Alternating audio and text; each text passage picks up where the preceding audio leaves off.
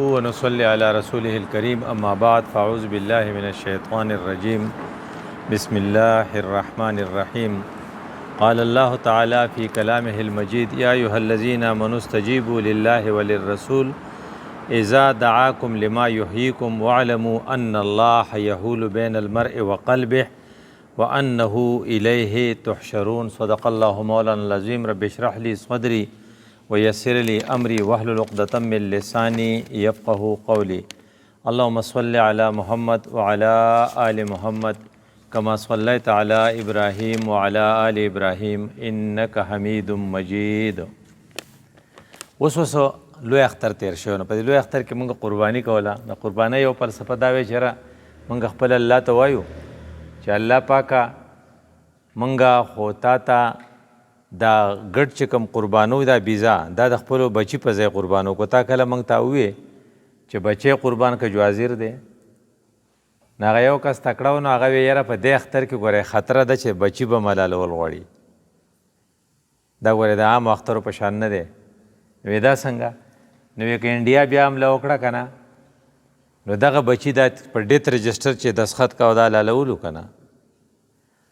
نو دا کسان چې نو همدا بچي به یې زمونږ چې دی به د ملک ته هغه دپاره د حفاظت دپاره بیا حلالېدو ته تیاري نو چې کله دی حلالېدو ته تیاري نو بیا به کار وشي که نه دی حلالېدو ته نه تیار نو بیا خو ته په خپله قربانۍ کې دروغجن شوې. نو هغه خبره وشوه په دې ایران چې کومه حمله وشوه د اسرائیل له طرف نه نو ایران چې دی په هغه یې ټیسټ کوي هسې خدای دې مکه خدای پاک ته ایران له توفیق ورکړي او خدای پاک ته اسرائیل دړې وړې کړي خو که داسې ونه شي نو بیا به اسرائیل د بلوچستان په بارډر زموږ سره یې که نه ایران سره خو بلوچستان دی نو دې طرف ته ستا نه انډیا دی نو بیا پاکستانی عسکري قوتونه چې دې طرف ته مخکې نو شا به یې بربنډی په اسرائیلي ته یهودي ته او هغه به یې د شا د غاړې ورسره څه حال کوي هغه بس پاس قلاره خو نه کیني او هغه چې څنګه په ایران دوره لرې حمله کوي نو بیا ورته وتسئ بیا خو دلته 2 قدمه ځای دی. نو دې وجې نه چې ستا په ذهن کې دا یي چې لکه قربانۍ جذبه چې تا کوله تا څاروی لالاو نو که د بچو د قربانۍ مقرره نو بچي به هم د قربانۍ نه انکار نه کوي او والدین به هم د قربانۍ نه انکار نه کوي ځکه صورت انفال دا آیات ما تاسو ته ویې اذا دعوکم کله چې تاسو ته استجیبوا لله وللرسول د خدای د رسول خبره به منئ اذا دعاکم لما یحییکم تاسو هغې شي ته راغواړي چې هغې کې ستاسو دپاره ژوند دی ستاسو دپاره پکې ژوند دی دا صورت انفال دی او انفال په بدر باندې تبصره ده. نو دې دا مطلب نه چې تاسو راشئ مونځ وکئ تاسو راشئ تسبیح واړوئ تاسو راشئ تلاوت وکئ چونکې جنگ بدر تیر شوی دی نو د بدر خبرې دي. نو بدر کې څه وه په هغې کې 313 راغلي وو نو چې بدر څنګه هلته کې بدر و دلته اوس غزه ده نو وایي چې زما ستا دپاره پیمانه چې ده که نه نن سبا چې په ذهن کې دا خبره کینې چې د نن سبا پیمانه چې ده هغه غزه ده. آج کا پیمانه یا آج کا زمانہ غزہ کا ایک پیمانہ نن سبا پیمانہ دا حق و دا باطل غزہ دا جو غزہ کے ساتھ چل گیا یعنی جو غزہ کے ساتھ رہا اس نے دائمی کامیابی پائی. څوک چې د غزې سره شو د وفا مظاهره وکړه او جو غزہ سے دور رہا چې څوک د غزہ نه ډیر لرې شو او په غزہ کې حمایت ونه کو اس کی دنیا بھی تباہ اور اس کی آخرت بھی تباہ. څنګه چې کم کسان بدر لنو تری دار و خپل بدري د اوس بدر چې دی دا غزه ده او غزه د پیمانه ده د خلقو د وفا او د بې وفایۍ دپاره. کم خلق چې د غزه حمایت کوي وایي چې هر وخت یې ستا ته دا 3 خبرې اوس مونږ قرباني کړې وه نو دا 3 خبرې په ذهن کې 3 حدیث دي چې هغه ستا په ذهن کې هر وخت نمبر 1 من ماته ولم یغزو څوک چې مړ شو او غزا یې ونه کړه ولم یحدث به نفسه او ځان ته یې وریاد هم نه کړه چې هلکه ماله پکې څه کنټریبیوشن پکار دی زه تقریر کولی شم که زه تحریر کولی شم که زه چنده لیږلی شم که زه تور اغستی شم که زه افراد تیارولی شم نو که په دې کې یو کار هم ده ونه کو نو ماته علی شعبة من النفاق دا منافق مړ شو. نو دا مونږ چې د اکثر جنازې وړو که نه دا ګوره موږ پرې پوهېږو نه اکثر د منافقانو جنازې دي ځکه چې مونږ هر کار کوو خو لکه مونږ غزا له خو څه سوچ نه یې کړی نو دا چې هر وخت زما ستا په ذهن کې وي چې کفر که د غذا سوچ تې رانغی نو د الله رسول چې ما د علی شعبة من النفاق. دویم حدیث چې د قربانۍ په لیول دی چې وایي چې من وجد ساعتا فلم یضحي، چا چې وس کېدو او بیا هم قرباني وکړه چې مړه ګرانې دي او دا څنګه کېدی شي او دا مړه ګران کار دی او دا بس چې یو کس وکړه چې دا پوره ده، نو دا سړی وایي د الله رسول وایي فلا یقربن مصلانا، دې سړي ته وایي چې زمونږ جومات ته راښکاره نه شي. یعنې د خدای پیغمبر مونږ خو تبلیغان ګشتونه کوي که نه، وایي څه چل وایي منزله راشه او رسول الله ته ته راښکاره نه شي. د دې نه غټ نفرت بل نشته. ګورې په هغې کې دریم من مشا مع ظالم، څوک چې د ظالم سره 2 قدمه لاړ وهو یعلم انه ظالم او ده ته پته و چې دا سړی ظالم دی، نو خرجه من الاسلام دی، د اسلام نه ووت. دا د الله رسول وایي. نو وی ظالم څوک دی؟ وی په غزه کې جنگ دی، په غزه کې بوک او پیاس دی، اوبه له هم مه ورکوئ، خوراک ورته هم مه پرېږدئ. زمونږ الخدمت مشر چې دی پروفیسر حفیظ الرحمن ډاکټر صاحب ابوالحسن عبدالمالک صاحب خبرې وکړې په مصر کې، د اختر کې په مصر کې، په مصر کې هغه کانه اخیستې ده د غزې مجاهدینو ته یې رسي، هلته یې څوک نه پرېږدي. نو په دنیا کې 15 ملکونه دي چې دې ته سلامتي کونسل وایي. په 15 ملکونو کې 14 ملکونه کې د خدای پاک یره یا د انسانیت دومره همدردي وه چې 14 والو ووی چې د غزې د جنگ بند کړئ او دې ته سپلای شروع کړئ، د خوراک سپلای وله ورکړئ. صرف یو کس چې هغه وی نه سپلای به ورته نه کوو، هغه څوک و؟ امریکا وه. نو امریکې وی چې داسې دې مري، موږ ته د مرګ په موږ څه پروا نشته. څوک مري؟ ماشومان مري، ښځې مري، بوډاګان مري، مجاهدین نه مري. هغې سره خپلې کجورې پوره دي، هغې له خدای پاک د بار نه رزق ورکوي، دی په هغو باندې غلبه نه شي موندې، دی خو په دې غام خلق عمومي. نو دا چا کړی و؟ دا امریکې کړی و. نو دا کار کله شوی؟ دا غالبا په 4 جون یا په 3 جون شوی او بیا په 4 جون باندې په پاکستان کې د امریکې په سفارتخانه کې پروګرام او د امریکې جنډې ته زمونږ د پاکستان وزیر اعظم او زمونږ د علماو مشر مولانا فضل الرحمن او زمونږ د تحریک انصاف مشر د هغې چې و عاطف و غالبا هغه دا ټول په هغې کې د امریکې جنډې ته ولاړو او شهباز دا تقریر وکړو چې ٹرمپ دنیا میں امن کا علم بردار ہے. یعنی پرونی خبرې ته وګوره، نننۍ خبرې ته وګوره. اوس راشه دې حدیث له من مشا مع الظالم، څوک چې د ظالم سره یو څو قدمه لاړ وهو یعلم انه ظالم او دته ښه پته چې دا نه دی خو د اسلام نه ووت. نو موږ دعا کوو چې خدای پاک ته دغه کسان د اسلام نه وباسي، خدای پاک ته ولا د توبې توفیق ورکړي. خو ډېر غټ ګناه کړی دی، ځکه چې ظالم پرون ستا دغه ویټو کړی دی او نن ته د هغه په مجلس کې ناستې، نو هغه خبره کوله که نه. شاعران بعضې خبرې ډېرې خوږې کوي. نو اقبال ډېر ښه پوهېدو نو هغه ویله که یو خبره راته کوم، پرون تا ریلي ایستلې وه د غزه د مجاهدینو دپاره او نن ته ولاړې د دې سره. نو اقبال وایي عشق قاتل سے مقتول سے ہمدردی بھی. تو خو عجیبه انسان ہے، ام په قاتل معنی ام په مقتول خفه کېږي. عشق قاتل سے مقتول سے ہمدردی بھی، یہ بتا کس سے محبت کی جزا مانگے گا. دا راته ووایه چې ستا د مینه د چا سره ډېره ده؟ د ټرمپ سره ډېره ده او که د اسماعیل حانیه سره ډېره ده؟ د قیامت په ورځ به ته د چا نه غواړې؟ ځکه دلته هم ته پاسېدې، د هغې جنډې ته ولاړ وې او هلته د هغه دپاره هم جلسه وکاږې. نو دا اقبال ډېر پخوي ډېر هوښیار و. بیا بل شعر داسې وایي سجده خالق کو بھی ابلیس سے یارانه وي. ته خو خالق ته هم سجده لګې، هلته کې نعره لګې، نو بل طرف ته د ابلیس سره. نن سبا ابلیس څوک دی؟ ټرمپ دی، نتنیاهو دی او مودي دی. نو د هغه سره ستا دومره غټه یارانه ده چې د هغه دا یو حدیث دی چې د چا من کسره سوا د قوم، د چا چې د چا جلسه غټه کړه، چا چې د چا اجتماع غټه کړه، د کم خلقو مجلس ته چې ته لاړې هغه په تا باندې ښکلی شو، نو فهو منهم، ته د هغو نه.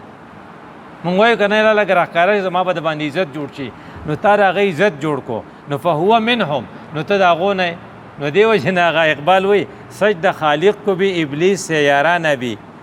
حشر میں کس سے عقیدت کا سلہ مانگے گا. د قیامت ورځ چې شي نو چې ته بیا چاته ولاړې چې ټرمپ ته به وایي چې ماله دغه خپل عقیدت سله راکه،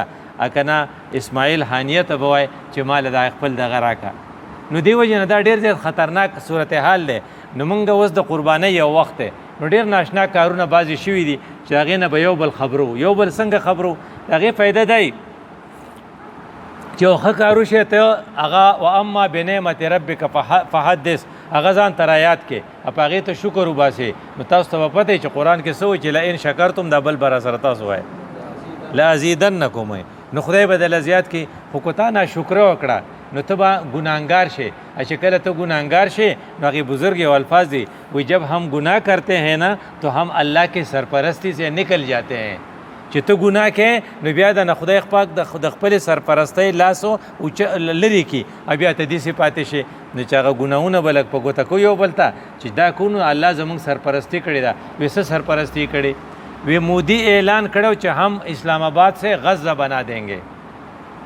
او موږ ټول یریدو چې څه چل به وشي. نو په 7 په 8 مئی باندې د هغې چې کله کم کسان رالل او زموږ د فوج سره په اسمان کې جنګ کاو، دې ته فضایي وار وی. دا فضایي وار وی 1 غنټه تقریبا شوی دی. دا د دنیا طویل ترین وارس کې راځي چې په هوا کې 1 غنټه 2 جازونه جنګونه وکړي. خدای پاک پاکستان له دغه توفیق ورکړو چې هغې کسانو په هغې ځای حمله وکړی شوه چې کوم ځای سافټ کارنرز وو، یعنې جوماتونه یې ویشتل. مولانا مسعود اظهر هغه جومات په بهاولپور کې او په دغه رنګې په کشمیر کې او په پنجاب کې ځای په ځای، او هلته چڼي طالبان او بېګناه کسان شهیدان کړل، تقریبا 40 کسانو. خو فوجي تنصیباتو ته یې غږ ونه کړی شو. پاکستان وی موږ به بدل اخلو او خلق ورته بدل واخلی. خو دا د چا خواب و خیال کې نه وه چې خدای پاک په د پاکستان سره او د پاکستان عسکري قوتونو سره دومره ښه کوي. وی دا دومره ښه وشو چې دا کله شو، دا په 10 مئی شو، او د 10 مئی نه مخکې پاکستان بیکاره پاکستان، مقروض پاکستان چې څوک یې پسې کې شماري نه پاکستان، د 10 مئی نه پس د پاکستان پوزیشن مکمل بدل شو. پوری دنیا کا قیادت کرنے والا پاکستان، ایون چې ټرمپ غونته کې متعصب سړی وي چې پاکستان او انډیا دواړه اټومي قوتونه دي، زه ته اپیل کوم چې جنگ دی نه کې دی نه مخکې خپل کار دی. او بیا د هغې نه پس چې پاکستان له خدای پاک چې کوم دغه ورکړه، کوم عزت ورکو، د هغې عزت هغه دغه ته وایي او ورته وګوره. نو په هغې کې لومبنۍ خبره چې ده هغه چې کوم کارونه شوي نو هغه به یو ځان ته راشمارو. نو لومبنۍ خبره پکې څه شوې وه چې د رافیل جهازونه یې د هغې تباه کړل. رافیل طیاره کله چې هغه تباه شو نو کوم خلقو چې د عسکري یا د پاکستان د فوج نه مرورو مړه وی دا دروغ وي، دا شوې نه ده. نو چې کله فرانس په خپله اعتراف وکړو نو یې اوس څه وایي؟ نو دا داسې ناشنا کارو شو چې فرانس ورته مریانو او چین ورته مریانو. نو خدای پاک په پاکستان چې کم رحم وکړو نو یو رحم یې دا وکړو چې هغې له طیارې تباه کړې. نو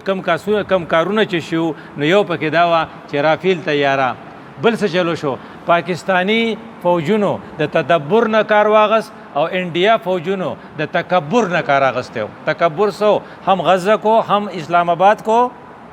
غزہ بنا دیں گے. دی خواستو دی پاکستانی عسکري قوتونو لا خدای توفیق ورکو او هغې د سار په وخت کې د سار د مانځه په دوران کې د الله نه دعا وغوښته. بیا فالمغیرات صبحا په قرآن کې دی چې د سار په وخت کې حملې کړې وې. نو د فالمغیرات صبحا والعادیات ضبحا، نو وایي چې عادیات سو هغه اسونه چې هغه دومره تیز دي چې د هغې سوه په دغه باندې ولګي په ګټه، نو هغه بسر کې وکړي. وایي که دا قرآن نن سبا نازلې دی نو د دې تیارو قسم به یې خوړلی و، دا کم تیارې چې لنګې. او بیا دا خبره چې دا کسان چې رالل نو دی چې کله د دعا یې وغوښته او د دعا غوښتونه پس چې پې ورلل نو فوجیانو څه چلو کو؟ په ډیت رجسټر باندې پایلټانو دستخط وکړو او غټ دای شو کړه چې مونږه د شهادت طلبګار یو او مونږ د موت نه نه یریږو. دا توفیق ولا خدای پاک ورکو. بیا هغې چې لاړل او کم ټارګټس هغې وقل او کم ټارګټس حاصلول هغه ټول حاصل کړل. هغه څه چې وو هغه ورته میلاو شو. بیا واپس زنده سلامت رالل. دا خبره نه د چین په خواب او خیال کې وه، نه د زمونږ په خواب او خیال کې وه، نه د علماو په خواب او خیال کې وه چې ګینې خبه کېږي خو دومره خبه کېږي. نو بیا غیر جانبدار چې کوم اتنټیک خلق دی هغه وایي تاسو خبر نه چې پاکستان څومره کامیابۍ موندلې دي. نو وایي یو څو خبرې درته کوم، وایي دې ته ګورئ. وایي د انډیا 6 جنگي تیارې تباه کړې او د دې هیڅ نقصان ونه شو. هغه طارق جمیل خبره کوله، وی آپ نے میزائل پھینکا وہ سیدھا نشانے پر لگا اور اس نے میزائل پھینکا وہ خطا ہو گیا تو یہ کس نے کیا؟ یہ اللہ نے کیا. وما رمیتا اذ رمیتا ولکن اللہ حرما. نو چې بل په ذهن کې دی 80 سے زائد ډرون مار ګرایې او دا د اسرائیل وی او بل وسره څخه وکړل. وی دلته کې په ادمپور یو کلی دی په انډیا کې، په هغې کې یو سیسټم دی د هغې ته S-400 وی، دا د رشیا نه دی راوړی، هغه ورله تباه کو. دا ګوره د پاکستان هغه اچیومنټس دي. وی بیا ورته څه کې دفاعي نظام ولا خراب کو. نو بیا پای کې یو ځای دی اړي، پای کې فیلډ سپلای ده، هغه ورله فیلډ سپلای ډیپوی ولا تباه کو. بیا بل یو ځای دی هغې ته بیاس وی، په بیاس کې د میزایلو ذخیره وه، هغه ولا پاکستاني فوج تباه کړه. او په LOC باندې لایر اف کنټرول چې دی خوا پاکستانو او هغه انډیا د هغې نه اخوا د هغې پوسټونه نه هغه پوسټونه یې دې حد ته ورسول چې بعضې پوسټونه هغو خالي کړل وتښتېدل ته هغې دې قبضه کړل، او بعضې پوسټونو په دغه باندې سپینې جنډې ولګولې. د دې نه غټه فتحه بله نه نو. او دا کسان روغ موټ واپس رالل چې کله الله تعالی دومره ګټه درکړه. نو په دې باندې واما بنعمت ربک فحدث. نو خیار خلق تا ته وایي چې یو څو کارونه به کوو او دې ته به فکر کوو. نمبر 1 دا چې یہ سب کچھ نصرت الہی سے ہوا، دا د خدای امدادو. دویم، پاکستان نے ثابت کیا کہ وہ صرف ایٹمی قوت نہیں ہے بلکہ اس کے پاس فوجی صلاحیت بھی ہے. ایٹم خو فوجی صلاحیت ہے په 10 مئی باندې ثابت کو. او بل دا چې پاکستان صرف د جغرافیه نوم نه دی چې دا بارډر دی چې د دې ځای نه دا بلتستان دی، دې خوا کراچۍ دی یو حد او بل حد چې کوم دی ګلګت دی. نه، دا نظریه ده. نو نظریاتی وجود ثابت کو چې پاکستان یوازې جغرافیه نوم نه دی، دا د نظریه نوم دی. دا نظریه چا راایستلې وه؟ وی اقبال نے اس کو زندہ کیا تھا اور قائد اعظم نے اس کو عملی شکل دی تھی، اور مولانا مودودی نے قومیت پر مسئلہ قومیت پر ایک کتاب جا لکھا اور 2 قومی نظریے کو سچ ثابت کیا، اور شبیر احمد عثمانی مولانا نے ان کا ساتھ دیا. لاکھوں لوگوں نے اس کے لیے قربانیاں دی اور یہ پاکستان وجود میں آ گیا. دا د 11 د 10 مہینه پس دی ثابته کړه چې دا نه نظریاتي ملک دی، د دې لپاره چا قربانۍ ورکړي دي او د دې لپاره چا دعاګانې کړي دي، او کوم خلقو چې د دې لپاره ځان کړولی و د هغې په شا باندې یو سوچ و. نو وی څنګه؟ وی ګوره دا پاکستان هرې خبرې ته په غور سوچ کو. وی دا کله جوړ شوی؟ په 47 کې. نو وی اسرائیل کله جوړ شوی؟ وی په 48 کې. نو په 47 کې خدای پاک تریاق جوړ کړل، نو په 48 کې خدای پاک زهر راویستل. نو اسرائیل سری زهر دی، نو د هغې علاج سره پاکستان دی. نو مخکې نه ورته پاکستان تیار کړی. نو حدیث کې وو چې د مشرق نه به څه کسان راځي. ګوره د حدیث الفاظ ته ګوره، د مشرق نه به څه کسان راځي. رسول الله صلی الله علیه وسلم په سعودي عرب کې دی، دا د مکې د مدینې خبرې دي. د مشرق نه به څه کسان راځي او هغه به په عسکري لحاظ سره د عربو نه ډېر مضبوطي. دې ته وګوره، په عسکري لحاظ سره د عربو نه به ډېر مضبوطي. نو په 10 مئی باندې پاکستان ثابته کړه چې په 57 اسلامي ممالکو کې په عسکري لحاظ سره مضبوط ملک چې دی هغه پاکستان دی. نو دې وجې نه موږ امید لرو چې که خدای پاک بیت المقدس ازادوي نو په هغې کې به د پاکستاني فوج رولي او خدای دې کړي چې رولې پکې راشي. یوازې انډیا فتح کول نو، لکه څنګه چې پخوا ایلن شیرون ویلو یا پخوا د اسرائیلو مشرانو ویلو چې زمونږ اصل دشمن څوک دی؟ پاکستان دی. جب تک ہم اس کا ایٹمی دانت نه نکال دی، دا ته مونږ ایستلی نه د هغې پورې هغه غلی کېږي نه. نو هغه د اوس چې د پراسس ته ګورې، نو ګوره الله تعالی سټپ بای سټپ کارونه کوي.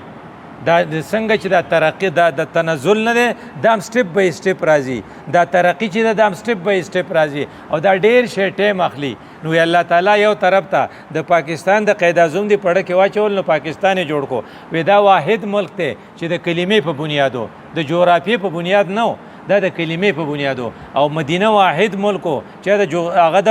کلمې په بنیادو نو د هغې ملک او د دې ملک هلته هجرت شوی مکې نه مدینې ته خلکو هجرت کړی دلته مهاجرینو ډېر شی د انډیا نه هجرت کړی دی او بیا دا چې په دې کې خدای پاک دا صلاحیت پیدا کو چې د ټولې دنیا پوزه جوړه شوه نو ما ته بیا یو څو کارونه کوو چې هغه زما ستا په ذهن کې وي هغسې نه چې د هغې نه موږ خطا شو یو خدا چې موږ ته الله تعالی په خپل کلام کې ویلو استجیبوا لله ورسوله وللرسول اذا دعاکم لما یحییکم خدای پاک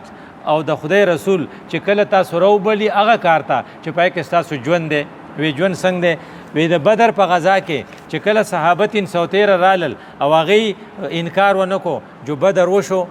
نو د بدر نه مخکې څه چل شو په مکه کې دغه څه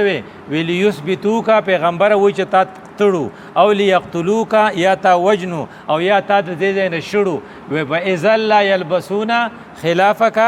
الا قلیلا ستانه وروستو به دیم لږ پاتې شي نو 2 کاله پس په بدر کې هغه په جرګه کې چې کم خلق شریکو هغه ټول خلق په بدر کې مردار شو دقه شان وسو ټرمپ نتنیاهو او د امریکای خلق وایي چې دا فلسطینیان بس کېږي وزي بره دې ځای نه نو چې کومه فرعون سوی چې تاسو زه وباسم موسی علیه السلام لیکن فرعون غرق شو او د موسی ملګری بچ شو دغه شان کېدی شي چې خدای پاک ټرمپ او د ټرمپ ملګری غرق کی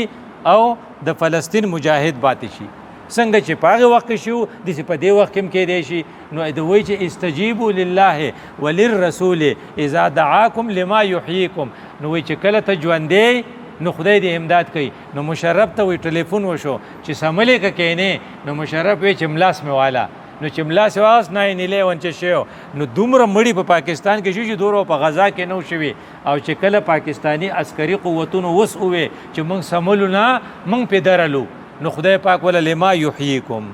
نو الته کې چې څنګه د موسی علیه السلام قوم اوس د موسی علیه السلام قوم دی موسی غوندې پیغمبر ورسره دی او په علاقاو په حساب سره دی د فرعون نه اوس را خلاص شوي دي وایي دې کلي ته لاړ شئ او لږ غوندې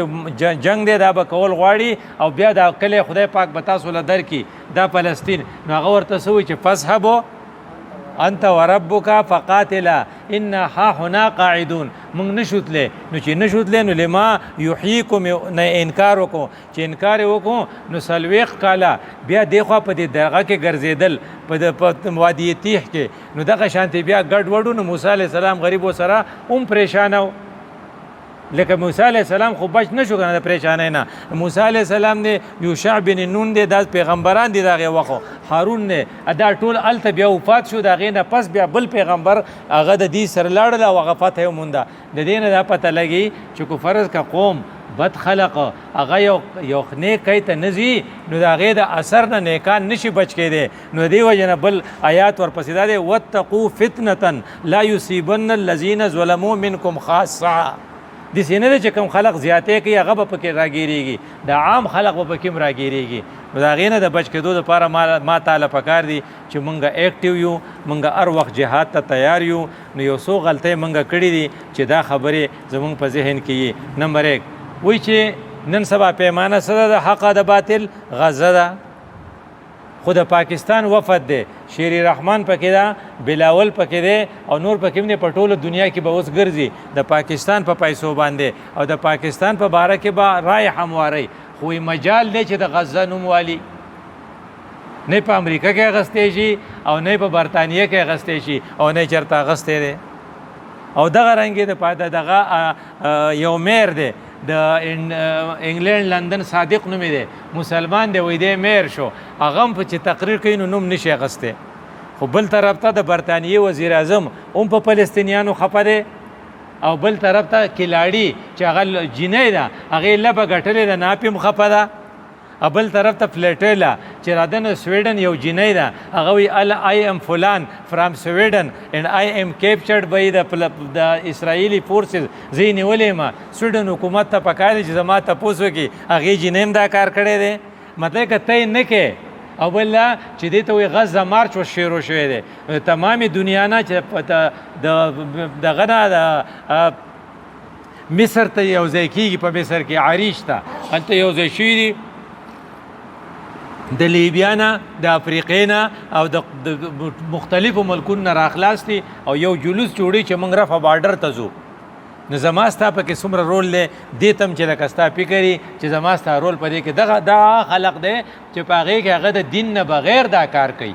د هغې د دې د ظلم خلاف او د انصاف سره همدردي ده نو هغه دا کار کوي نه هسې نه چې ما ته ډېر زیات وروستو پاتې شو یا بیا وروستو خفه یو نو چې دا ستا دا کسانو دا ویکنس ستا ته معلومي نو وایي چې دا دومره کارونه چې وشو نو وایي ما تا څه وکړو نو یو څو کارونه دي چا به کول غواړي نمبر 1 قوت ایمانی میں اضافه دا زما ستا فرض دی وی څنګه وی قوت ایمانی میں اضافه دا ده چې مونږ خپل کامیابی په الله تعالی ورواړو د الله تعالی سره خپل ربط مضبوط کو او دا کومې غلطۍ چې مونږ کړي دي لکه شاباس چې د ټرمپ صفت کړی دی یا چې زمونږ حزب اختلاف لیډران تللی دی او د امریکای سفارتخانه کې د هغې د ظلم حمایت کړی دی او یا دا چې مونږ دوه کارونه داسې کړي چې لکه مونږ وایو چې خدای خفه کو په څه طریقه یو کار مونږ دا کړی چې مونږ سرکاري ملازمینو له 6% اضافه کوو او د هغې مشر له 600%. د دې نه بل غټ ظلم شته چې د سینټ چیرمین له ته په بجټ کې 600% او بیا 10 کړه که نه هم د په وینا به د شابه ها نو او 600 څومره فرق دی نو چې کله ته په حکومت لیول باندې دومره ظلم شروع کې نو الله تعالی اپنا سرپرستی کا ہاتھ آپ سے کھینچ لے گا یو دا دویم نمبر چې کومه غلطي مونږ کړې ده چې په سینټ کې مونږ یو بیل وس د دې نه پاس کړی دی په سینټ کې په هغې بیل کې دا دي چې دا 300 کالو نه کمي دا به واده نه کوي او په شریعت کې دا دي چې کم خلق پوټنټي کم خلق دغه شي ځوانۍ ته ورسي او هغې کې پوټنسي راشي نو دی آر الاؤډ هغه په نکاح په دغه کې به رشته کې به راځي دا ته اوس خدای له به پرځولو ورځې د هغې نتیجه به څه درې صفتونه الله په انسان کې ایښي دي دا د انسان د ګروت دپاره ضروري دي یو ته هنګر وی وږیوالی که خلق وږی کېدی نه او ډوډۍ یې نه خوړی نو څنګه به روغ بوټ ګرځېدل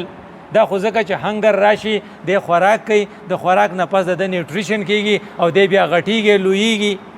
دویم چې دی هغه ارج ټو ډامینیټ دی ارج ټو ډامینیټ دی ته وایي چې زه مشر شوې نو زه هم زه مشر شوې ته وایي زه مشر شوې دی وایي چې زه مشر شوې جو ټول خلق لګیا دی په هغې کې ایکشن اخلي او پبلک سره ډیلینګ کوي غم او خاده یو لاس نیوه نه پرېږدي چېرې هسې نه چې دی رانه په مشرۍ کې مخکې شي او دریم نمبر پورټنټ جذبه چې د سیکس دی جنسي جذبه د مخالف سیکس ته رړه کېدل هغې سره واده کول دا یو جذبه ده چې دا فرایډ غونته کې شیطان ویلي چې ټول نه مضبوطه جذبه ده چې کله ته په دې پابندي ولګې نو یو جنۍ د 16 سال ده او یو هلک دی 17 سال دی او د هغې ښه د نکاح سیسټم برابرېږي او موږ وله نکاح کولی شو خو دلته حکومت وایي چې جیل ته به ځئ نو بیا به څه کو نو ثنا یوسف یوه جنۍ وه د چترال وه ټیک ټاکره وه نو هغه د 16 سال وه نو هغه بل هلک پسې فیصل آباد نه راغی نو څه چلو شو وایي نوي شته نو بیا به دې ولي نو یا به اجازت ورکې که ته د مغرب سره سیالي کې نو په مغرب کې خو هغوی اجازت ورکړی چې هلکه جنۍ د یو بل سره خوشحاله نو قانون ورته څه نه وایي نکاح باندې پابندي ده خو په فری سیکس باندې پابندي نشته نو که له هغې ته پکې وخت دی نو نوره فحاشي به شي نو دا د ګناه یو کار موږ په حکومتي لیول کړی دی نو هسې نه چې الله زموږ نه په دې خفه شي یو طرف ته موږ په سود کې اخته یو بل طرف ته موږ د نکاح په حواله باندې د اسلام خلاف دغه وکړو او بل طرف ته موږ د فحاشي دا چې وایي پی ایس ایل ورته وایي د پاکستان سوپر لیګ دی پی ایس ایل میچ چې وشو نو وایي دومره د فحاشۍ ډانس سکاو چې انصار عباسي یو دغه دی انصار عباسي هغه یو صحافي دی هغه پې وژړل چې خلقه تاسو څه کوئ خدای پاک د ځان نه خفه کوئ نو موږ له پکار دی چې په دې څیزونو نظر ساتو چې هسې نه الله زموږ نه خفه شي ځکه دغه 15 دغه ګټې چې موږ کړي دي دا خالص د الله په نصرت باندې شوي دي او د دې خلقو په جذبه باندې شوي دي چې د دې په زړه کې د شهادت جذبه وه او د مرګ نه خوف نه نو ځکه موږ له دا خدای دا ګټه راکړه اوس ایران څومره غټ ملک دی خو څومره بد چې ټول مشران ولا وجلې دي ټول شهیدان کړي دي او زمونږ یو کس نه دی مړ. نو د دې نه بله غټه خبره شته چې الله زمونږ سره او بله خبره دا ده چې مونږ د الله احسان منو نو چې تکبر ونه کو عاجزي وکړو. مودي تکبر کاو مونږ عاجزي کوله مونږ دعا غوښته خدای مونږ له ګټه راکړه. نو هسې نه چې په تکبر کې دور اخوا لاړ شو چې الله رانه خفه شي. نو دویم سټپ مونږ له دا پکار دی چې مونږه د احسان مندۍ او د عاجزۍ اظهار وکړو. درېیمه خبر دا چې دا جنګ په څه وشو نه په لوړ شوی دی نه په توره شوی دی نه په ټوپک شوی دی. دې ته سایبر ټیکنالوژي وایي. نو سایبر ایجادات چې هغې د هغې هغه ټول سیسټم جیم کو نو چې خپل نوجوانان په دې باندې دې طرف ته توجه ورکو چې زموږ نوجوانان دغه علم حاصل کړي په دې علم کې پی ایچ ډي او ایکسلنس حاصل کړي چې موږ په دې لیول باندې ټولې دنیا ته شو کو چې موږ کولی شو په موږ په پاکستانیانو کې ټیلنټ شته. یو بله خبره دا ده چې ټول خلق لګیا دی د اوبو حفاظت کوي او هغه لکه ایون افغانستان هغې د خپل ابي وسایلو حفاظت دپاره ډیمونه جوړوي خو پاکستانی قوم دی چې ډیم یې بدې شي او وایي کوچا کالاباغ ډیم جوړ کړو نو زه به یې په دغه باندې په بم باندې الوزوم او هغه پارټي د خلکو ډېره خوښوي چې هغه ډیم نه پرېږدي. نو وایي چې دا رویه خپله به بدل کړو کې آینده جنګونه او بیا په اوبو باندې اوبو به ختم شي. نو یو بل موږ د دې نه دا سبق والو چې موږ او بله ده چې زموږ دپاره پوزه مسله چې دا کشمیر دی موږ په کشمیر کې ګټه کړې ده. اوس په کشمیر کې په LOC باندې د هغې پوسټونه موږ قبضه کړي دي. د خدای امداد زموږ سره دی. هغه مسلمانان به د خدای ډېر بدې شي چې د بېغیرتۍ مظاهره کوي او مودي ته مودي جي وایي او هغه مسلمانان چې په کشمیر کې دي او د پوخانه غذا کوي او د یری پړه کې نه راځي د افتخار ګیلاني دي چې دا لیکل کوي او دا دي چې په دې دغه کې د افتخار ګیلاني مخکې چې شهید شو کشمیر والا جماعت والا ګیلاني سید علی ګیلاني غونته کې خلق د هغو د جرأت ته به حیران شي. هغې خلکو چې قربانۍ ورکړي دي بیا د انډیا مسلمانان چې 20 کروڑ دي او 60 ښکته نیولې نو کله په آسام کې وباسي کله په دغه کې وباسي او چې تاسو کله ولا جوماتونه په مندرونو کې بدلی دا ولې چې د جهاد جذبه نه نو وایي چې موږ ټولو له پکار دي چې د کشمیر مسله بار بار ژوندی کو بین الاقوامي ته ور اوس ژوندی شوی دا ټرمپ وایي چې زه ولا په کشمیر باندې روغه کوم دا هسې نه وایي دا ستا قوت لیدلی چې دا زما ستا نه هیر نشي. او بله دا ده چې د پاکستان نظریه ده دا یوازې جغرافیه نه ده دا پاکستان کا مطلب کیا لا اله الا الله ده. د دې نه خپل نوی نسل خبر کو نو وی دوه لیټریچر به تیارو یو ته تدریسي لیټریچر وای نو چې چا سکولونه دي د چا شاګردان دي چې هغې په دې مضمون باندې پوه کو چېرې دا پاکستان په کومو قربانو جوړ شوی دی دا د مدینې نه پس دویم سټیټ دی او الله تعالی داسې ښکاري اثار داسې دي چې الله تعالی د ده نه څه کار اخیستل غواړي. د دې وجې نه تبلیغي جماعت مولانا الیاس په دې ایریا کې راغی دې وجې نه اقبال په دې ایریا کې راغی د دې وجې نه مولانا مودودي په دې ایریا کې راغی په دې وجې نه ډاکټر قدیر په دې ایریا کې پیدا شو. دا به داسې نه دا به د الله څه منصوبوي نه ستا نه څه کار اخیستل غواړي. وایي بیت المقدس اول چا آزاد کړی حضرت عمر صاحب آزاد کړی وی بیا چا آزاد کړی بیا سلطان صلاح الدین ایوبی آزاد کړو درېیمه پیره شاید چې پاکستانی ته د امام مهدي ملګری شي ته آزاد کې نو چې خپل قوم ته دا نظریه وخې چې زمونږ په نسبت باندې دا دي ځکه چې دغه چې دی زمونږ یو فوجي دی هغه وایي مالی ټریننګ له زه لاړم اردن ته د پایلټۍ مالی کمره راکړه د یهودي سره هغه اسرائیلي و نو ما ورته وایي چې دا رانه لر کوي نو ما ته وایي چې ولې ویمه چې زما په پاسپورټ کې لیکلي چې مونږ اسرائیل نه منو نو تاسو د ولې رومیټ کړم نو هغه ما ته وی چې هغه يهودي سوال کړو چې ماره پاکستانی سره کوي نو دی وی دا فوجي پاکستانی خو یو دی بل فوجي دی نو نر دی نغه ما چې دا خو بې غیرتی ده چې رده خوخه ما او لکه زما دی نه خوخ نو دې راشي جو معلومه به چې سوي په کمره کې مونږ ویل په یو ډمبه ورځ دوه ورځې خدای بل نه سره لري وی بیا مونږ یو بل ته لږ نږدې شو نو ما چې به مونږ وسکو نو ما به هغه پیسې ورکولې وی ما ورته ضرور یو تاسو ته نه وکم ویسو چې تا زما دا انتخاب ولې کړې هغه مونږ په سکول کې وی زمونږ د سکول نه مخکې مدرسې د دې د يهوديانو مدرسې خپل په مدرسه کې په سکول کې مونږ ته دا سبق ویلې دي چې تاسو واحد دشمن پاکستان دی د مونږ ته ویلي او دا غي دلایل دي هغه سره ای کوم وال خرونه د پاکستان د لاس نه خرو وی مونږ د سناسو وی مونږ په پنسل لیکل کول پنسل رواغس وی ما ته وی چې دا پنسل نه ده تم یہ پنسل بھی نہیں بنا سکتے ये भी तुम चीन से मंगवा रहे हो, विदय रहते हुए, लेकिन तुमने ऐसा एटम बम बनाया है जो दुनिया में किसी के पास भी नहीं है।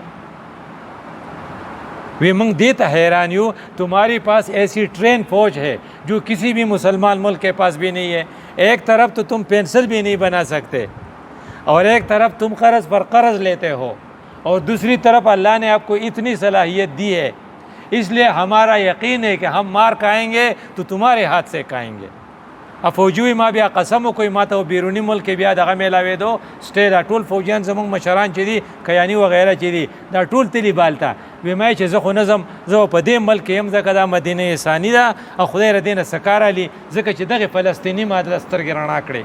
नो چې د سترګې د خپلو کشرانو رڼا کوي تدریسي لیټریچر په سکولونو کې تحریکي لیټریچر په خپلو کورونو په جماعتونو کې کوشش وکړي چې قوم ته دا احساس وي چې موږ یو خاص قوم یو، یو خاص ملک یو، خدای پاک د یو خاص کار دپاره پیدا کړي یو. الله دې دا خاص کار زموږ نه والي او الله دې په خپل در کې قبول کړي. اقول قولي هذا استغفر الله لي ولكم ولسائر المسلمين.